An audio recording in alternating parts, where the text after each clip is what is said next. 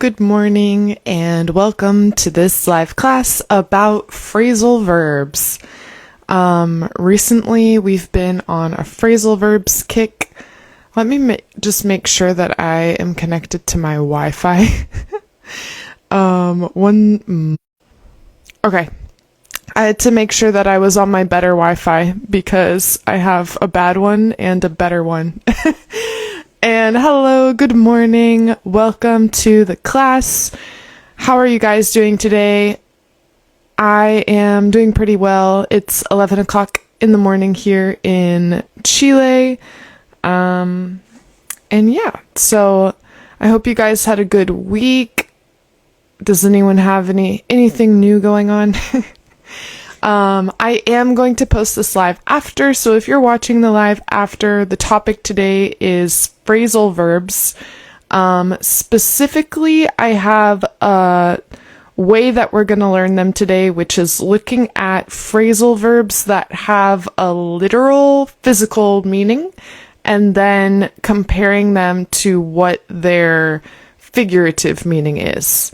Kind of like a way to remember or visualize them, because sometimes it feels like some of these have multiple meanings, and maybe we can use this as like a memory trick to help us remember them. What's life in Chile like? Also, hi Diana, hi Patricia, good morning, hi Mustafa, hi Fabio. Yes, it's been ages since I saw you in a class. Hi Isao. What's life in Chile like? Let me think. It's good. I live next to the ocean, so I like where I live a lot because it's very walkable. I can kind of walk around outside. There are a lot of hills where I live. It's kind of similar in terms of climate to California where I live. So if any of you guys know, especially kind of like central California, I live in central Chile and it's a little bit similar. And then I feel like also in terms of life, maybe I feel like people like to stay up later here versus in the US. Oh, you're from California. Awesome. Nice. I'm thinking about what else can I say about Chile? There is a lot of nature here. So like mountains, forest, ocean. Like I find people tend to have more connection with nature maybe compared to in the US. I will say where I live, there's like a main shopping mall and it's always crowded. Like it doesn't matter if you're there on a Tuesday, on a Sunday, it's always crowded. The shopping mall where I live. So I don't think that's true in the smaller cities in Chile, but definitely in Viña del Mar, where I live is like a very touristy city. So I've never been to Colombia, though. I would love to go to Colombia. Your class has helped me to connect with more people. Yeah, definitely. I feel the same. I feel like it's awesome to have people that connect from different countries around the world. And it's also interesting because in the past, maybe I had more Spanish-speaking students, but now I have kind of like wide variety of people that have different native languages. Sorry. My brain is still kind of on waking up mode.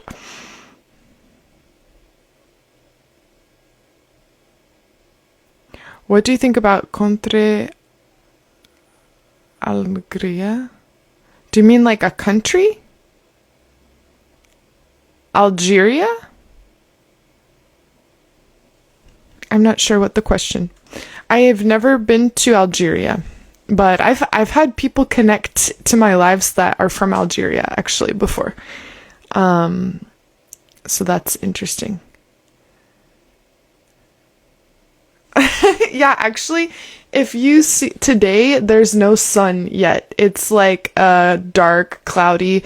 We say overcast This is a good word for, you could say cloudy, but specifically when like the whole sky is gray with clouds, we say overcast.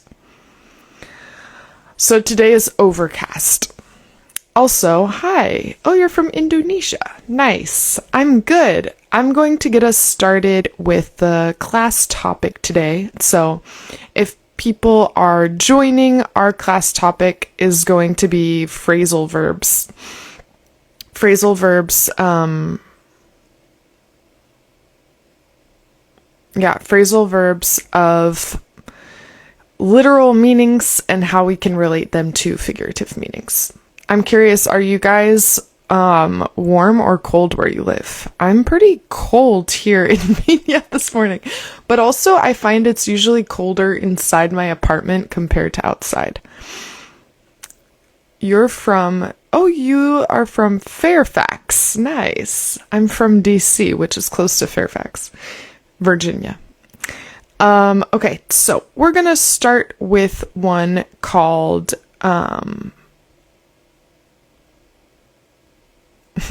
what are your dreams to teach all the world? I don't know. I feel like that's a lot for one person, but maybe. I think it depends on, like in a live class, yes. One-on-one, that might be more, biting off more than I can chew. Okay. Yeah. Maybe here it's not even that cold. I just have bad circulation. All right. I'm going to show you guys my first picture. So we have the phrasal verb to blow away. To blow away.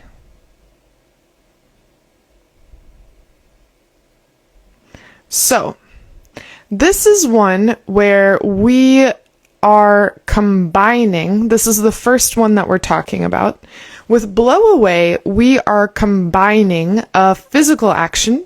The wind blows. This is the action of the wind moving someone or something, as it's blowing. Blow. I would just say blow a kiss. Maybe you could blow a kiss, and if the other person is like, no, that could be like they blow your kiss away.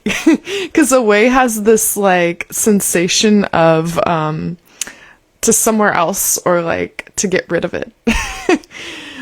I would say, for example, if you are sitting in a park and you have a bunch of papers, they might blow away in the wind, for example. So if any of you guys can think of any examples also with the phrasal verbs that I'm saying, yeah, exactly. It would be like, whew, reject. If any of you guys can think of examples of the phrasal verb that I'm sharing,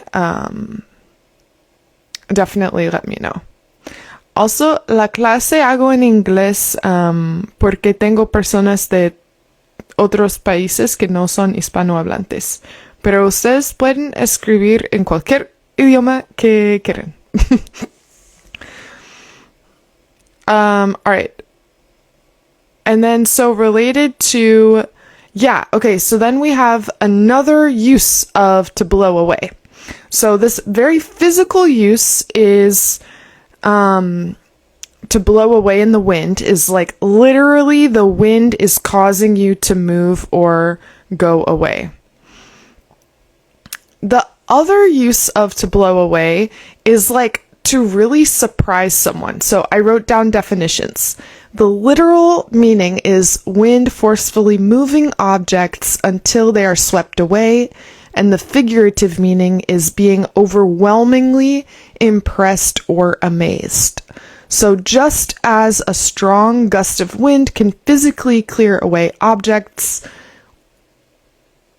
and expectations or thoughts, leaving you in awe. So can anyone think of an example of a time where you were blown away, in the sense of you were very amazed or surprised? And if it helps, you can connect the two. Like, we have this physical use of like whoosh, the wind. Like my brain is completely gone because I'm so amazed and surprised. And then we also have like this physical, then we also have, the two sides, like the physical use and then the figurative. So my mind blew away. Yeah. Or the most common is to say like, I was blown away. I was blown away by that news. I'm going to write that here. I was blown away by that news. Or we also say that blew my mind. This is not a phrasal verb, but it has this idea that I think you were meaning before, that if something blows your mind, it's like, whoa, his performance in the movie blew me away. Yes, exactly. It's usually a positive thing. It's usually like, wow. A few days back in Madrid, the wind was hard that it almost blew me away. Nice. That's a good literal example. I was blown away by her beauty. I would say we can choose. She blew my mind or she blew me away. Those would be like the two most common phrases to use. Also, hello, hola. I'm good. We are talking about phrasal verbs. So this is one that you can use. I think this visual can help you, like, whoa, the performance was so good. It's like wind. I don't know. Wind is like taking me somewhere else. Like I'm so surprised and in awe. I'm blown away by how expensive things are nowadays. Yeah. So actually, it could be something, I think if you say I was blown away by his performance, I understand that it's something positive. It's not like I was horrified by his performance or something, but you could also say it to anything surprising, right? I'm blown away by how expensive things are nowadays.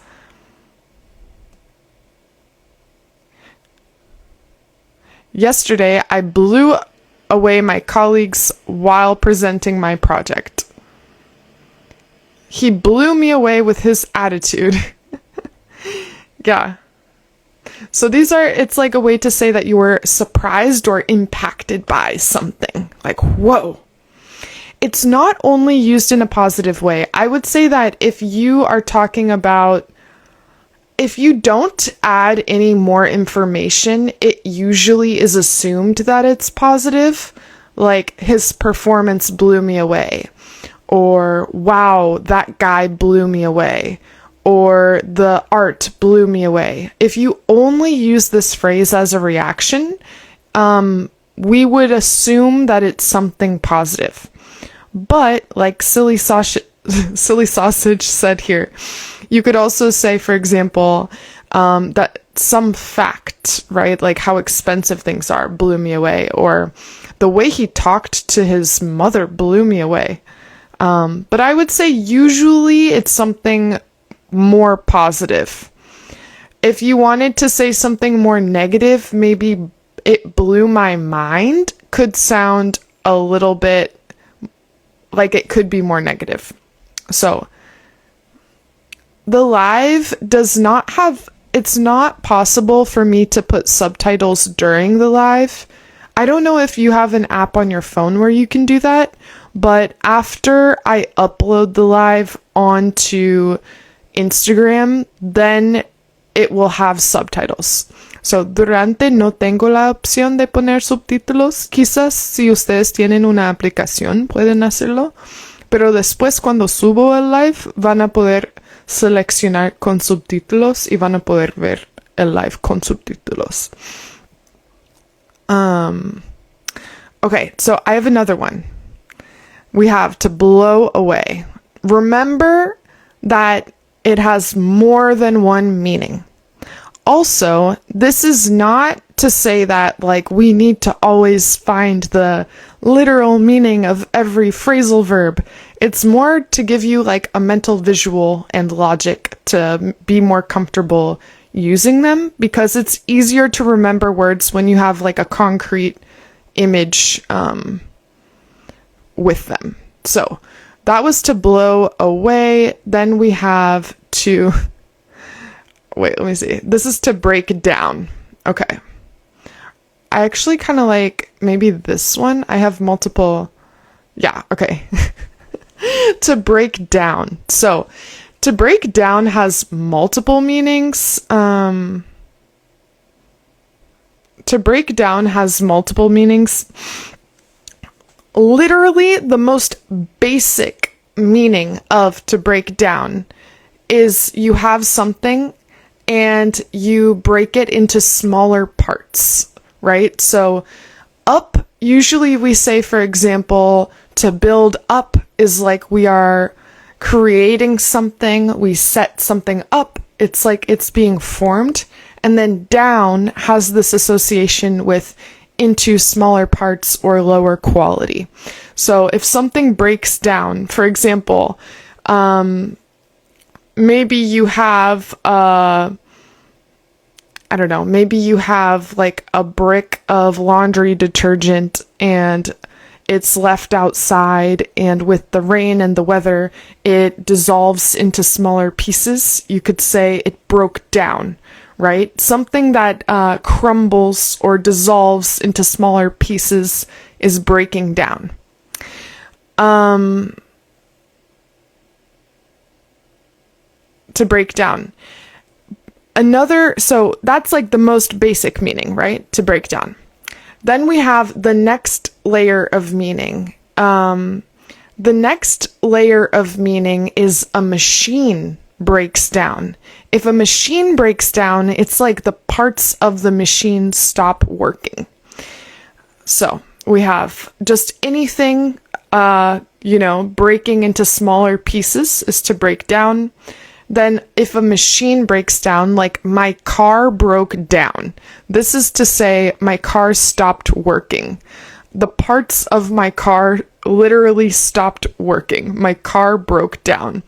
This is used with bigger machines, like my car broke down, the bus broke down, often with vehicles specifically, I would say.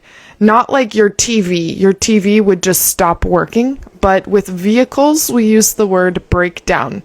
Anything with an engine, basically. So something with an engine can break down. Now, so that's kind of like the literal way, right? Some machine with an engine stops working, it breaks down. We also have the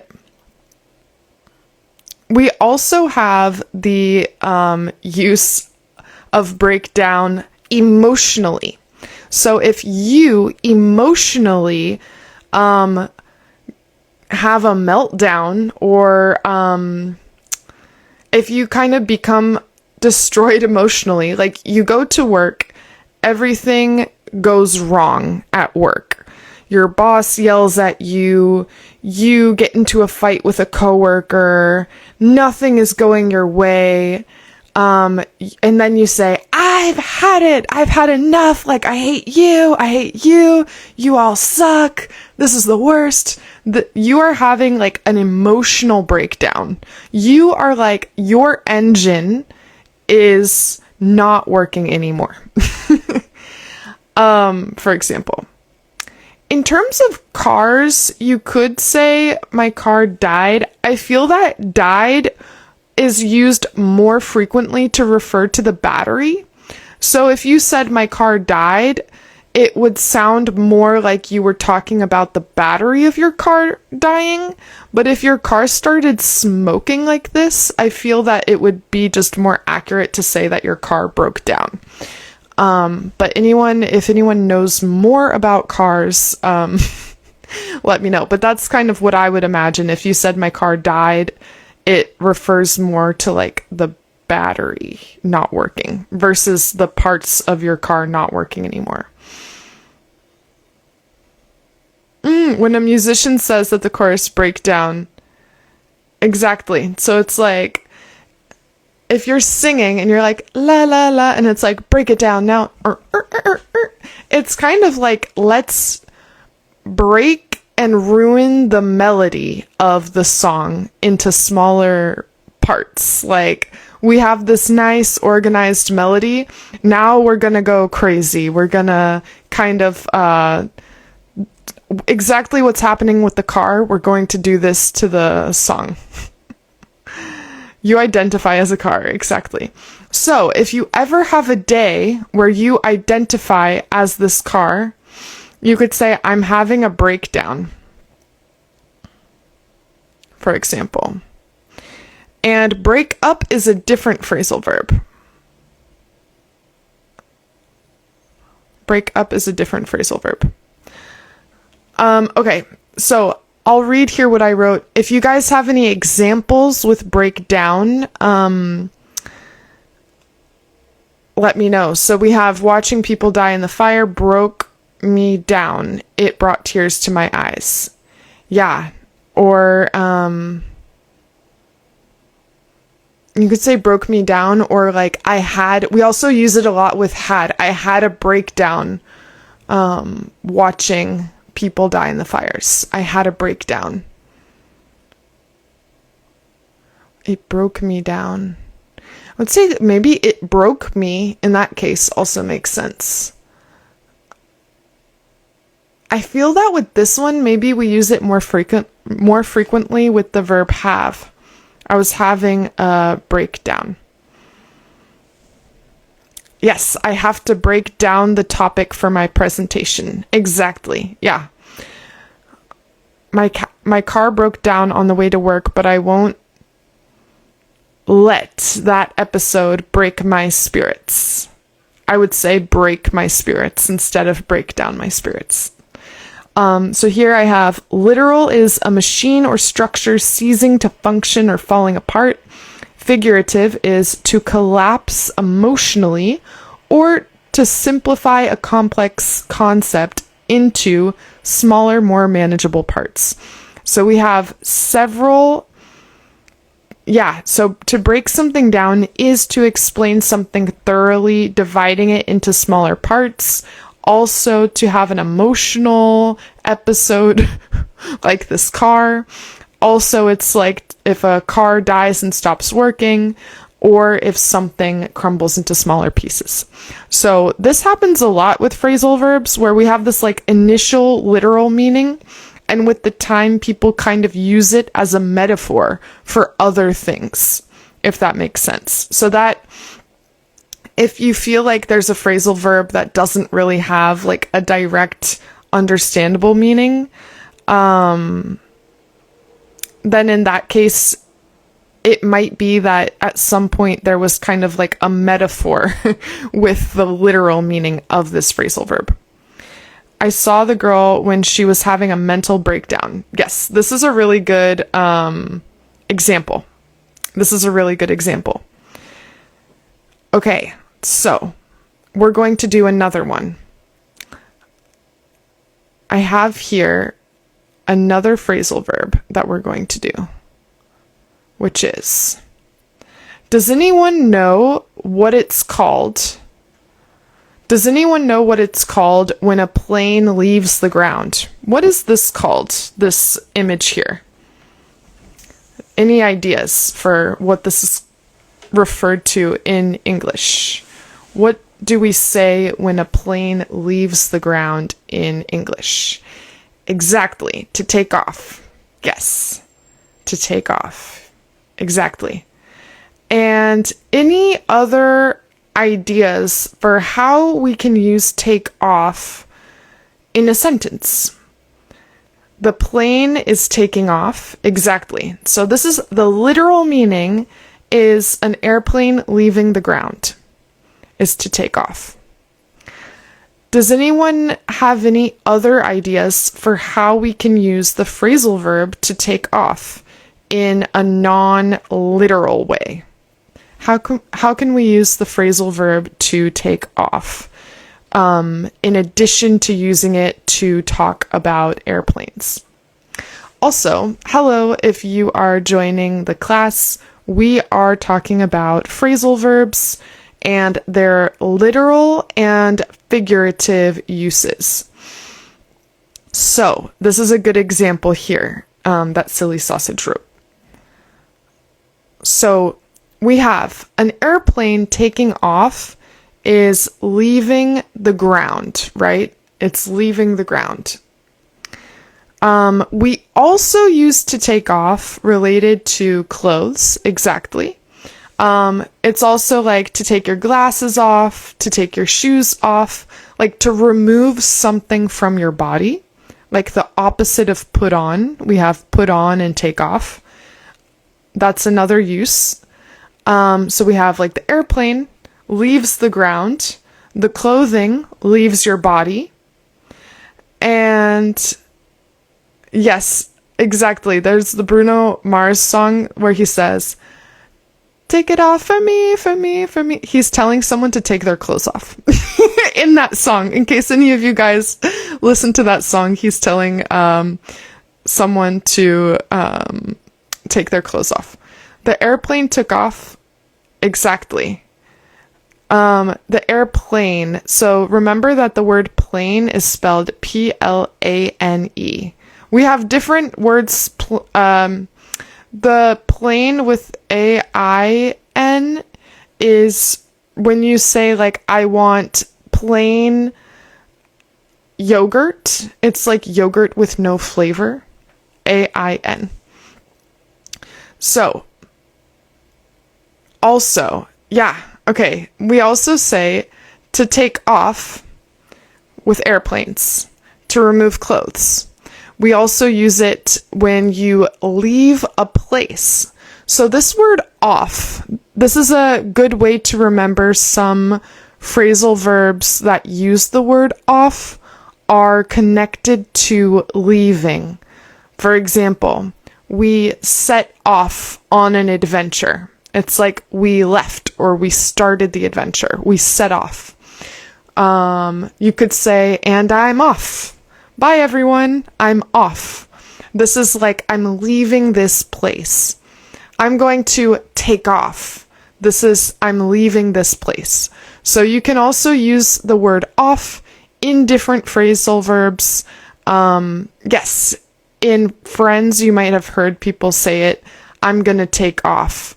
This is like to leave a place. So remember that off, a lot of these, there's not one use of off, right? It can also be related to removing something, is to take off, but it can also be used to say to leave a place.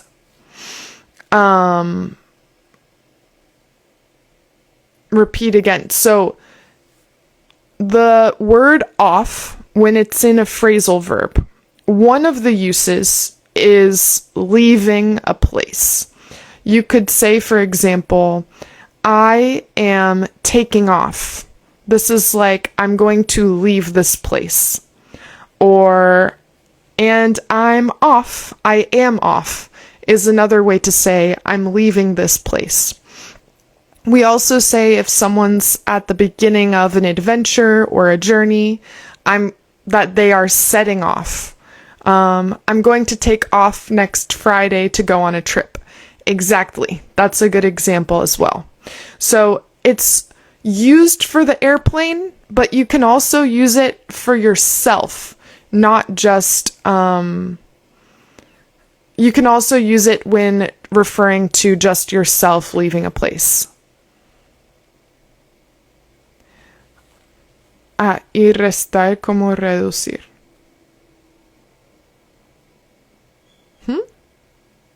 No entendí la pregunta. Restar como reducir. We also use it for, like what Silly Sausage said. If you have a project or company that has not had success yet, and it's on the ground, you started a company, it does not have any money yet, it is not like earning anything or making any success, when it finally gets momentum and movement, it takes off. So the project is taking off. The same thing with a company. So she started a company last year and it was not successful until now, but now it's finally taking off.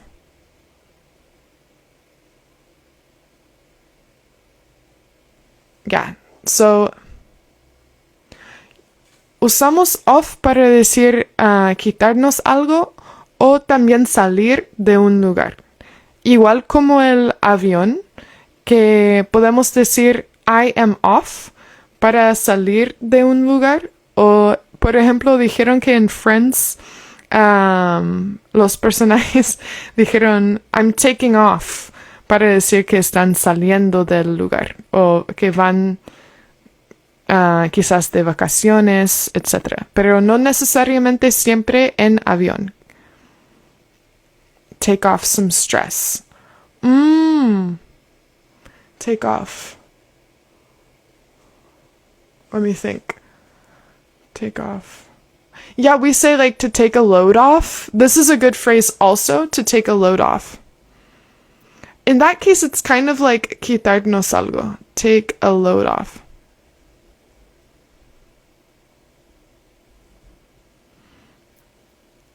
For example, this word load is something heavy, like una carga. A load is something heavy. So if you have a workload, it's an amount of work that you have. And so if you are with a friend and your friend tells you, hey man, take a load off, it's like remove some of this stress, or like you guys said, reduce some of this stress by taking it off the same way that you would say take off your shoes. So yes, that's another way to think about it. Exactly. Quitarse un peso de encima. Take a load off my mind. Yeah.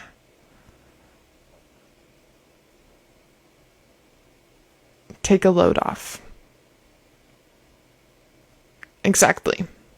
So, if that visual helps you, it could help you to remember, right? Like, okay, I can take off a shirt, but I can also take off load or stress.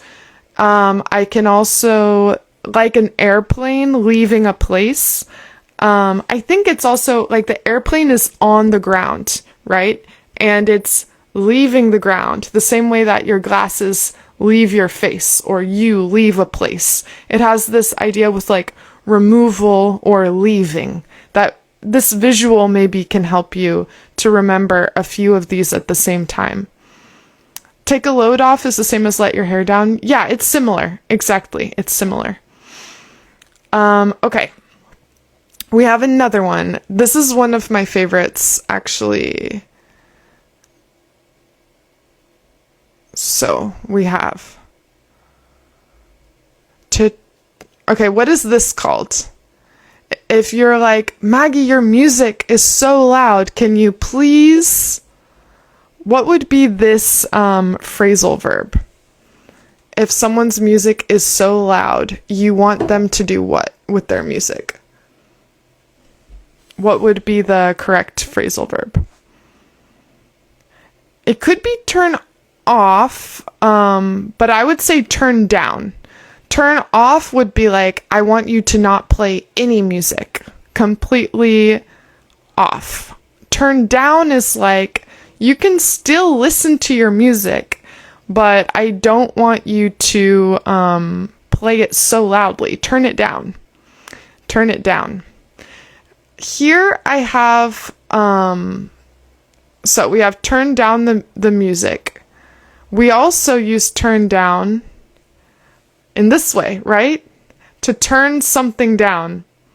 So turn the volume down is also used in this way to say that you turned someone or something down. So literally, to turn down is physically lowering the volume, intensity, or position, like turning a knob, because we're turning a knob. It also means, figuratively, rejecting an offer or invitation. So lowering something physically can be seen as diminishing its effect. When you turn down an offer, you are metaphorically lowering its value to you, declining it outright. So just as you reduce the intensity of sound or light. Exactly. Turn down for what? Exactly. So, we use turn down in these ways. You can turn down the volume literally, or turn down the brightness on your computer. But we also use it to say to reject someone or something. You can say, she turned me down. I asked her to go on a date with me, and she turned me down. She said nope. So we can turn someone down. You could also turn down a job offer. I was offered a job, but I turned it down because they were going to underpay me, for example.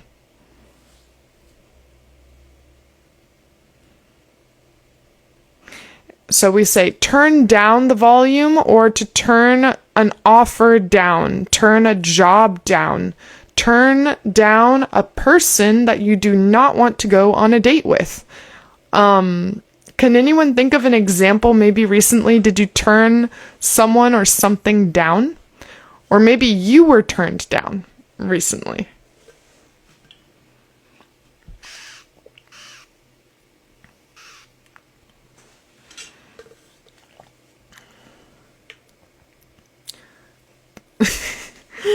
This feels like a movie quote. Turn your thoughts down. Are you a rookie?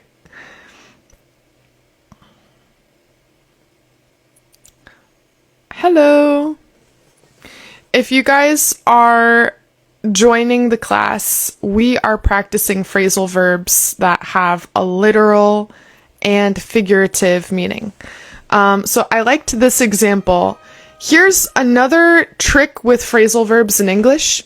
If we add a verb after a phrasal verb, that next verb needs to be a gerund. That next verb needs to be ing. So, I turned down going to the party. I turned down going to the party. So, if you guys want to put an action after a phrasal verb, this action will be a gerund or an ing verb. I turned down going with my mom to the store.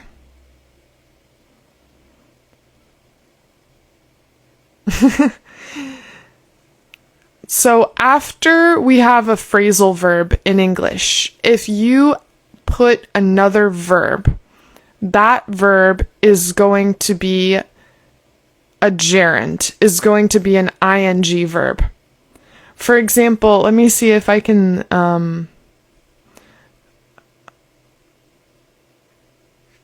none of the other ones that we've had so far would make sense with another verb. Maybe, let me think of another phrasal verb that would have another verb after. So yeah, I turned down biking last weekend. For example, the word brought up, right? Like, I brought up going to the movies.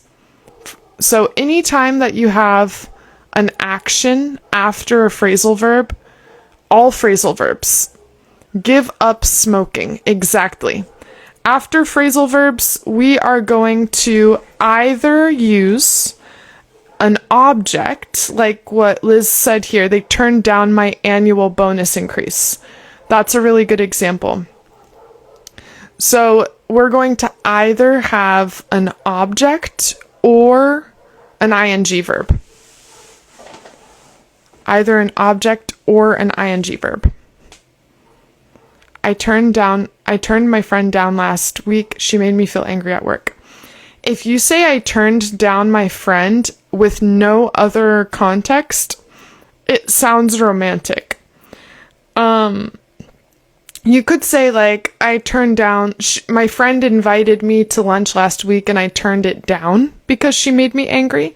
So if you wanted to be more specific about an event that you rejected, then it could be like in a friend way. But if you only say the person, it sounds like you rejected this person romantically, which I feel like is important.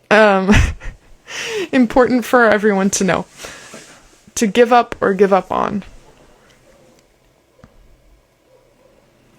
We turned down the music player. Yeah. You could say like to give up smoking, or I gave up on waiting for him because he never came on time. To give up on is kind of more related to lose hope for something. All right, so that is to turn down. But what about the opposite? I have here the opposite. What is this one?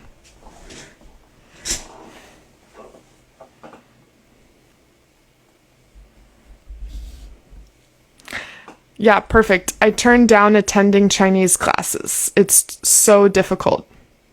Exactly.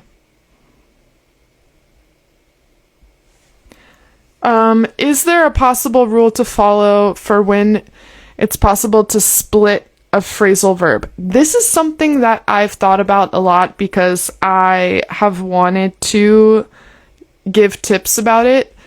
From as far as I can tell, there's not one clear tip. There are some phrasal verbs where, for example, if I could say, like, I blew up the box, right? Or like, if I said, the box blew up, or I blew up the box, in that case, I don't separate it because I want it to show that I'm the actor doing the action. Blew the box up. Or like, he blew the box up. The box blew up. Oh yeah, so if I say like, the box blew up, it's like it exploded without someone doing it specifically. But if I said, he blew the box up, it's like he specifically exploded the box on purpose. So there are some where it depends on kind of like whether the action is happening from an actor or not. And there are some, for example, that follow a pattern. Like, we usually, when it's one related to get with a verb of movement, like to get on the bus, to get off the bus. With those, we never say I get the bus on or I get the bus off. I think it depends on if it's used as usually phrasal verbs where the particle used, like the second word used, is a preposition rather than a adverb. Those tend to not be splittable. But this is like me really analyzing them and kind of reaching for it. So I think I need to do more research before I can kind of like say a solid tip there. Because on the surface, there's not really like a clear guide to follow. But I do think that there is some analysis to be had there with certain ones, like to get on the bus, to get off the bus, instead of to get the bus on, to get the bus off. So I do think that there is possibility for analysis there, but I just haven't kind of like fully done that. But in terms of like just finding tips online, I haven't found like a good resource about that. Using phrasal verbs is like talking in an informal way and they always have synonyms. No. So this is a good question. Using phrasal verbs is not always the informal way. For example, to turn on the light. I mean, I feel that there's no normal way to say that without a phrasal verb. Like, to activate the light wouldn't sound natural. And I also don't know how you would say turn off the light, for example. With this one, you could say lower or raise, and it sounds more formal. But in general, I would say, like, phrasal verbs in English are used in a lot of contexts, including work contexts. So I wouldn't think of them all as informal, and like there's always a good one word to use instead of them. Yeah, so this one is to turn up, and we have the word turn up can be used to say to intensify something, right? Like turn up the brightness, turn up the volume, for example. But it also has another use. Does anyone know of any other way that we can use the word, or the phrasal verb, to turn up? Any other way that we can use the phrasal verb to turn up?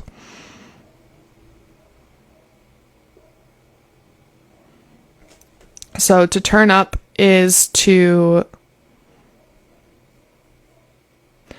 increase the volume or intensity of something, like turn up the music, please.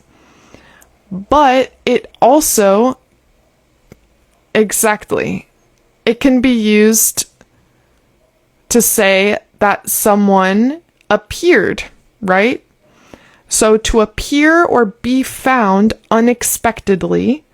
For example, if you lose your cat, it's like to show up, exactly. Because this word up, so when I said that off can be associated with leaving a place, up, on the other hand, can be associated with appearing.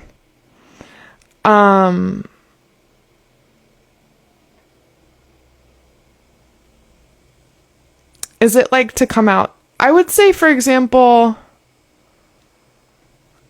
it's slightly different. So, for example, to come out is like emphasizing to leave a place, is emphasizing to show up after having left a place. So if you're with your friend, in this context, you could say, oh, my friend decided to come out with us. My friend decided to arrive and spend time with us outside of his house. And so in this case, both could apply, but to turn up is more like just to appear. So not really necessarily connected with leaving one place to arrive in another. It's more just connected to appearing out of nowhere. So for example, we use it a lot with lost items. If you lose your cat or your dog, or you lose your keys, you could say, I hope that they turn up soon. I hope that they turn up soon. Or like if it could be that a solution becomes evident, right? So if a solution appears unexpectedly, the solution eventually turned up during our discussion. So something to appear unexpectedly.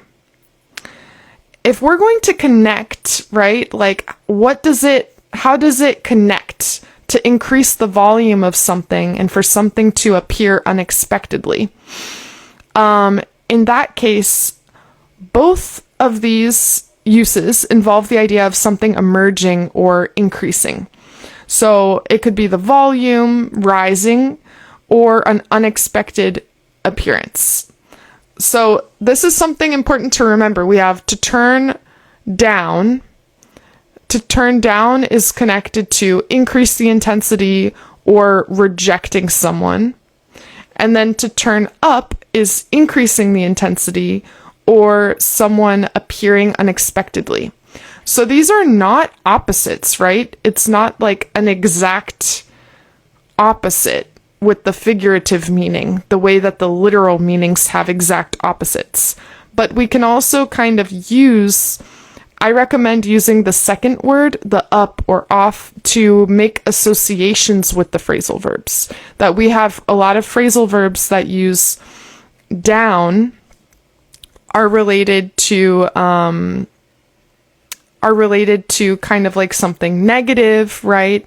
Or like to break down is something to become lower quality or divide into pieces. And then on the other hand, to show up, to turn up, these are related to appearing. So it's very similar to show up. I would say the only difference is that like to turn up is more the idea that it was lost. And to show up is more generally to appear. So they're very, very similar. And in this case, you could use both, right? My friend showed up or my friend turned up. Both of them work in this situation. They're kind of like synonyms. Yeah, you could say that some fires turned up unexpectedly. I don't know if it would be used with fires. Like, I get what you're saying. Maybe in that case, some fires showed up out of nowhere. Some fires showed up. I feel like turn up is used more with tangible objects, if that makes sense, like a pet or something that you could hold, versus to show up could be used more with something like fire. That's kind of the small difference that I have between the two, if that makes sense. Yeah, because I feel like to show up, or maybe that I feel like in that case I would just say that the fires appeared out of nowhere. In that case, it sounds the best to say the fires appeared.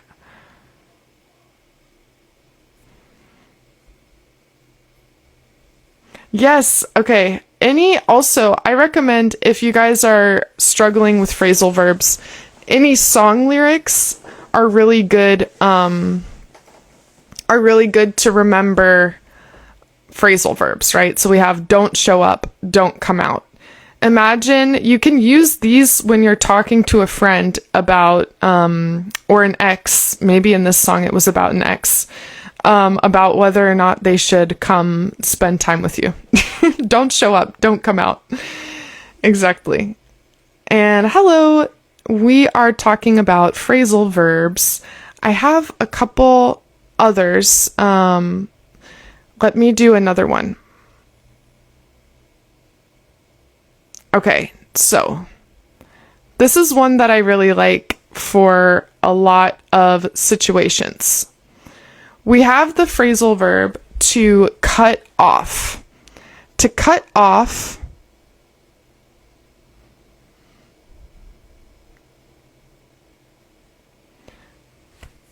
and if you have any examples with cut off or any other definitions of cut off, definitely write them. Here's something important when we're talking about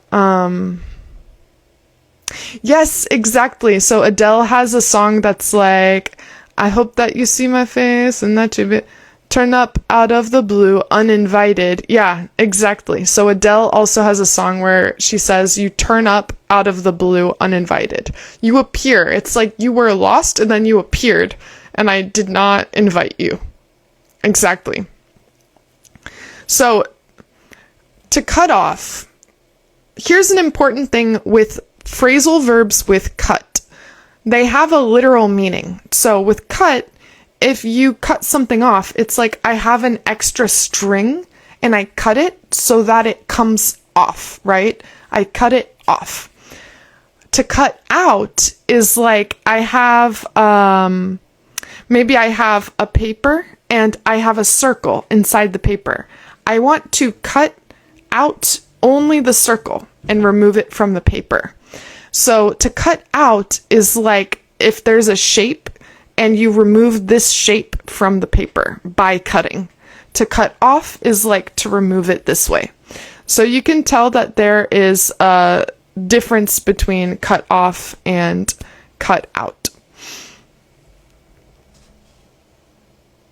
In the literal way. Let me see what you guys were saying. My ex cut me off from Insta. I'm cutting you off from my will. With a will, if you are talking about a will, I'm cutting you out of my will sounds the best, because it's like, here's your name. I'm removing your name from my will. That's the best one to use with that.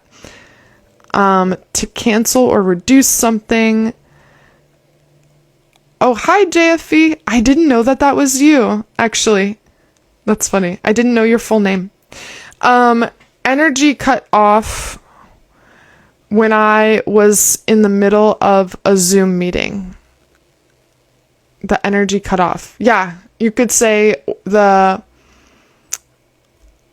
energy cut off, or the power cut off sounds more natural. The power cut off while I was in a Zoom meeting.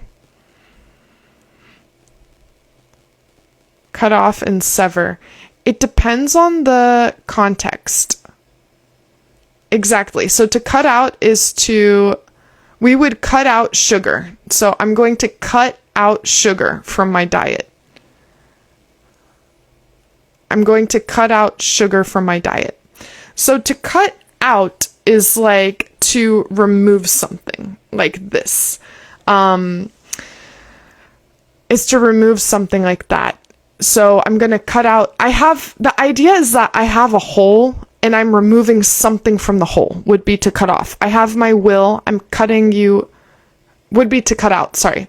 I have my will, I'm going to cut you out of my will, maintaining the rest of my will. I have my diet, I'm going to remove sugar I'm going to cut sugar out of my diet, maintaining the rest of my diet. So that's the idea with cut out, is like, maybe I have a video or a podcast. I'm going to maintain the whole thing, but there's one part that I don't like. I'm going to cut that out. So to cut out has this idea that we keep the whole intact and we remove part of it. That would be to cut out. And yeah, cut down is to reduce. Yes, exactly. For the telephone would be to hang up the phone. Exactly. Okay.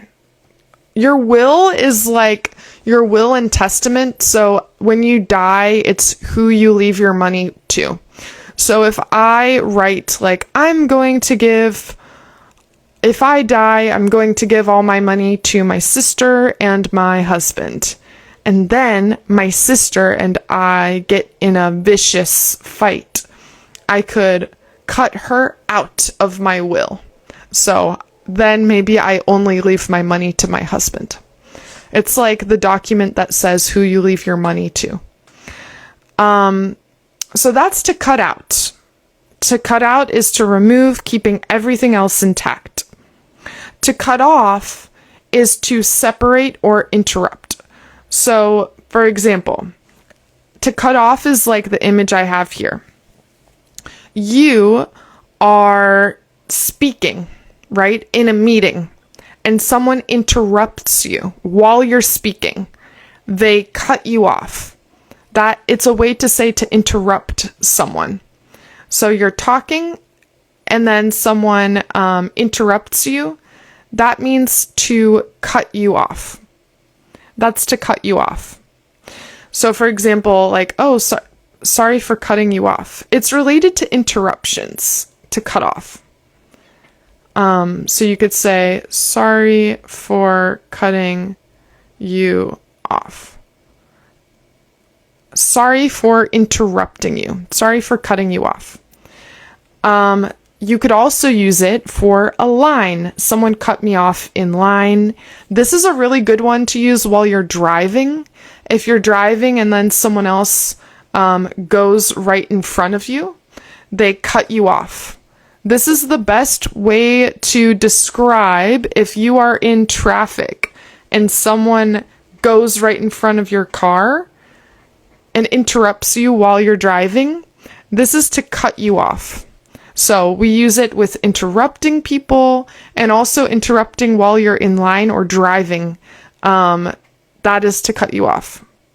You could also say that the connection cut off while you're on the phone. Yes. So anything related to interruptions, you could use it to cut off. We also use it, for example, if you have a family member.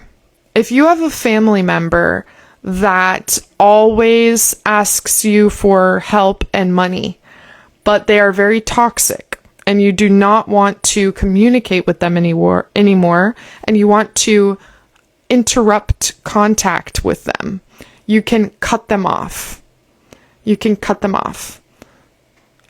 So it's used like if you just break up with someone, if you just are in a relationship and then you stop being, and you stop being in the relationship with this person, I would just say to break up with them. But if the person continues to ask you for things and you have this really toxic relationship where you're like giving them money, giving them time, and they are misusing it and like abusing you, and you need to like sever the relationship, like actually stop or interrupt contact with this person, that is to cut them off. Also, okay, so there's a lot of meanings related to interrupt. The last one that comes to mind is imagine you're at a bar. So let me put this. So imagine that you are at a bar drinking beer and you are very drunk, and the bartender might say, "I'm going to cut you off. I'm going to cut you off."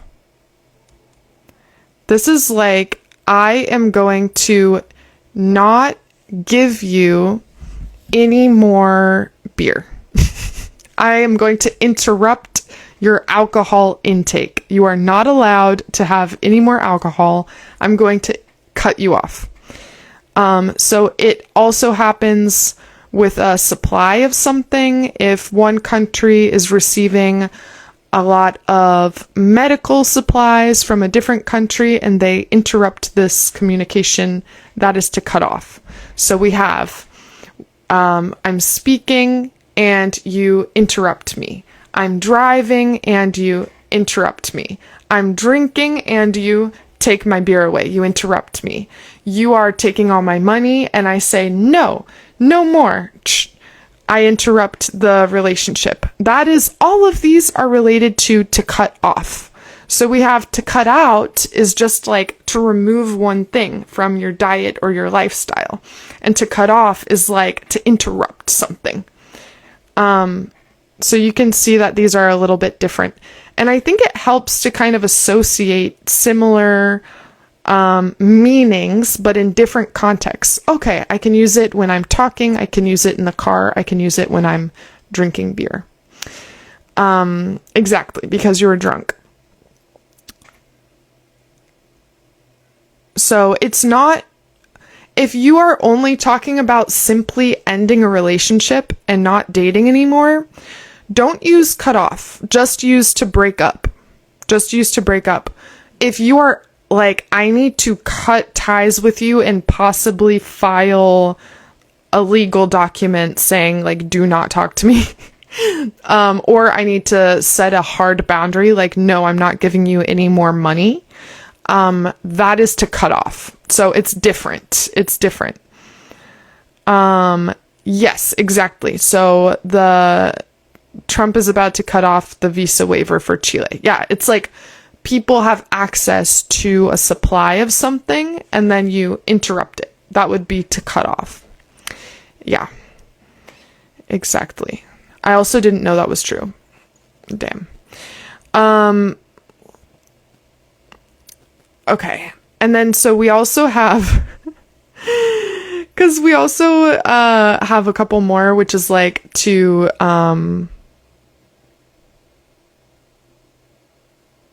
Hi, Alex. My internet connection was cut off because I didn't catch up on paying it. Nice. That's a good use of phrasal verbs. We also had to cut down on and cut back. Those are both used to say reduce. Yeah, I'm trying to think if they're like, those are both synonyms in the context of reducing something. I need to cut back on my screen time. I need to cut down on my screen time. It's like if you have a quantity of something and you need to reduce it, would be to cut back or cut down. So we have cut out is like to remove from the whole. Cut off is to separate or interrupt. And cut down on or cut back on is like to reduce. Also, so Fabio, someone asked me this. I didn't have a good, clear answer for when phrasal verbs are separable and when they're not. So I think that there are some tips, right? So for example, when we use some phrasal verbs like with a preposition and talking about movement, like I get on the bus, I get off the bus, or I get down from the ledge. In those contexts, it's not possible to add in a person, right? So I don't say like I get the bus off or something like that. This is also related to whether the verb is transitive or intransitive. So that's something you guys can also look into, because some phrasal verbs always combine with an object and other phrasal verbs do not. It's the same in any language. So I could say like, if I say I sleep, this is a complete sentence. I don't need to add an object, right? Same thing with I give up, or I give up, or I hang up, like I hang up the phone. But some of these phrasal verbs, we need to have an object, right? I can't say I cut out, right? It's like, what are you cutting out? You have to include what you're cutting out. So this is something that is kind of complex. I have not found like, yeah, exactly. So there's no absolute rule that determines whether a phrasal verb is separable or inseparable, like Jorge said, but there are some patterns. That's what I'm referring to. Yeah. Actually, this is what I said earlier, yeah, when someone asked the question. So if the particle is an adverb, like up, down, out, off, or back, it is likely separable. But it's tricky because sometimes these particles are used as, like, up can be a preposition or an adverb. So it gets very grammatical when we think about it in that way. It depends on if you're using the particle as a preposition or adverb. For example, when we say get on, get off the bus, we're using the particle as a preposition and not as an adverb. So I'll think about it. That's probably like a whole other video topic. In general, my main tip is to continue practicing through music, exposure to authentic materials in English is always going to be the best way, so that you don't feel like you have to memorize everything. Just because that's going to end up being a lot more difficult for you in the moment of speaking. Like, wait, is it separable? Is it look for or look out? Etc.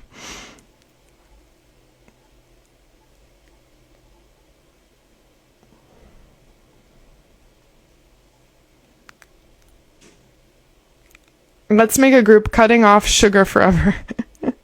I feel like if you say cut off sugar, it sounds like you are, you're personifying sugar. So you could cut out sugar, is like you're removing sugar. But if you cut off sugar, it's like sugar as a person calling you, like, hello, I don't know, for example, like, hi, Liz, talk to me, and you're like, no, sugar, I'm gonna cut you off. So it's kind of cut off is used in that case, kind of like personification, like with another person. But yeah, hopefully my goal with the class today was just for you to kind of think of like as another strategy, right? For getting more familiar with phrasal verbs. My main tips are these. The first one is, in general, something that will help you is to remember patterns using the prepositions. So, for example, there's a website called Phrasal Verb Demon. It's called Phrasal Verb Demon.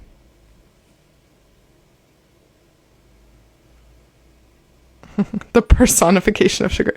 There's a website. If you guys search personification of sugar. No, that's not the website. If you guys search Phrasal Verb Demon, there is a website where they list phrasal verbs divided by different particles. They give a lot. Like there are multiple phrasal. The list is kind of extensive of those.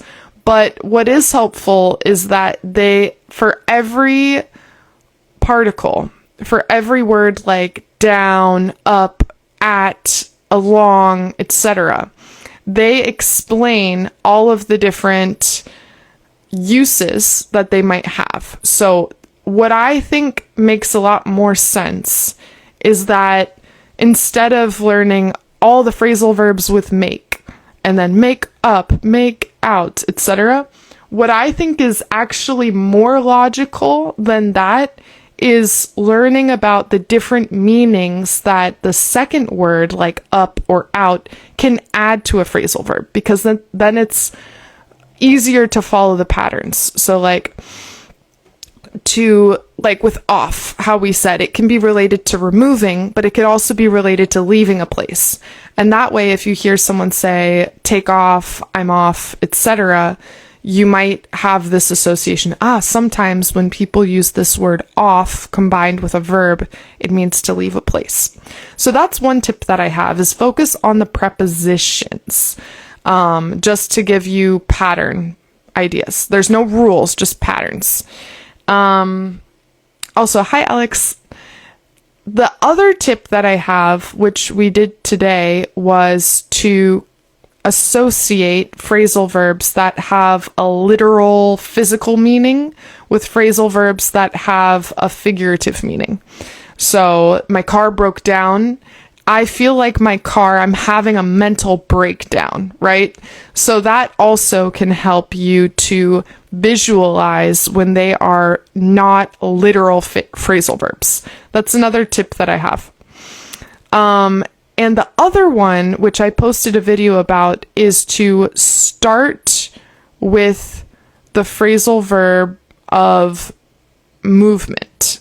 If you never use phrasal verbs and they confuse you, see the video that I posted this week about phrasal verbs of movement, because those ones are a bit more logical to get started with using phrasal verbs. And then with the time, it will be easier for you to kind of identify them and get used to the logic of phrasal verbs. So I think that's like a friendly, So I feel like that's a friendly place to start if you're really confused by phrasal verbs. And just, little by little, like think of songs that you already know. What phrasal verbs do you already know from songs?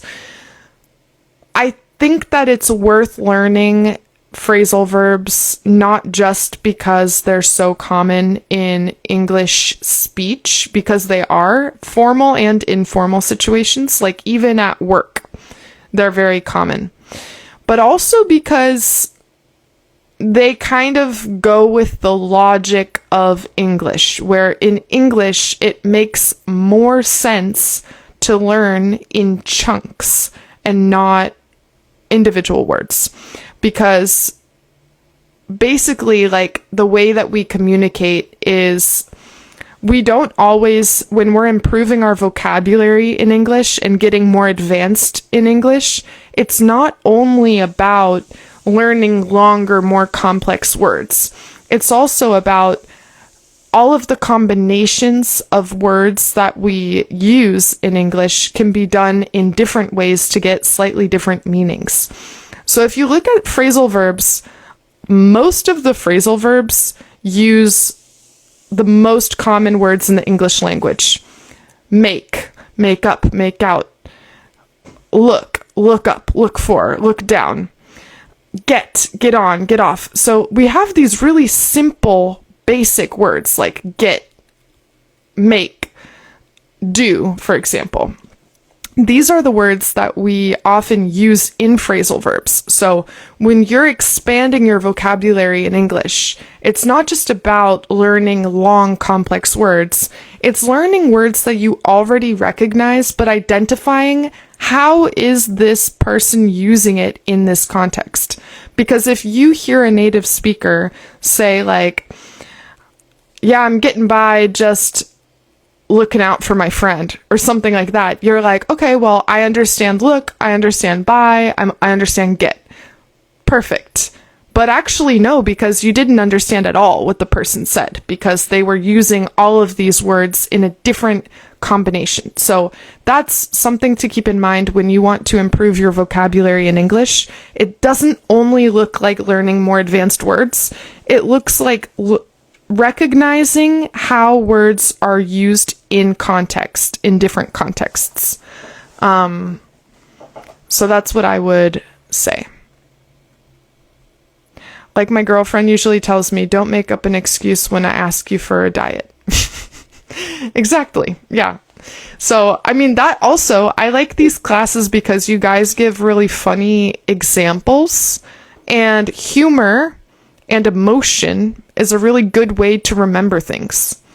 Whenever I have a class and I say something like really weird or traumatizing to my students, I feel that they probably remember better compared to just like a normal boring class.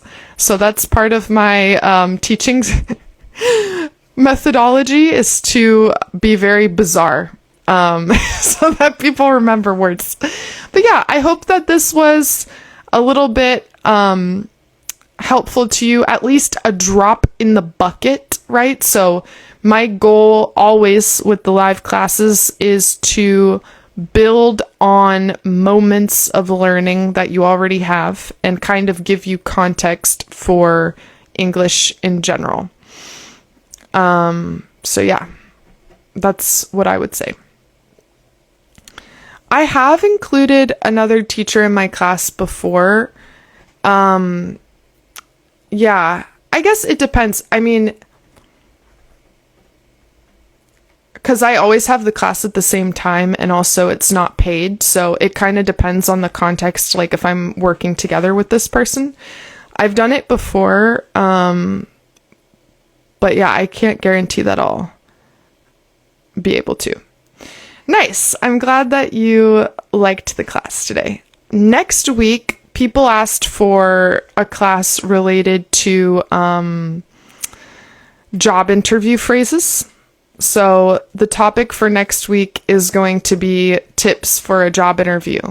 Even if you guys are not applying to jobs or not interested in the topic, I still think it would be helpful because it will be like useful vocabulary for talking about yourself, your experiences. So even if you're not right now applying for jobs, it could be good vocabulary for you as well.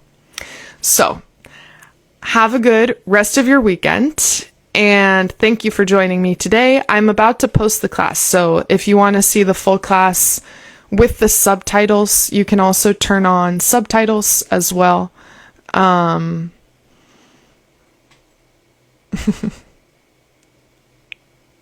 Also, thank you, Roxana. Yeah, maybe there's another teacher that has live classes. It's just like in the background, organizing with another person to get them for free to go on my channel to do a topic with me. and also for me to like want to work with them. There's just like a lot of factors there, you know? So like possibly that will happen, but I'm not planning for that right now. All right. See you guys same time next week. And thank you for joining. I hope you guys have a good rest of your weekend. Take care. The next class is it's always at 11 a.m. Chile time on Saturdays. Also, yeah, thank you guys for your kind words and for your time. So take care. Have a good weekend.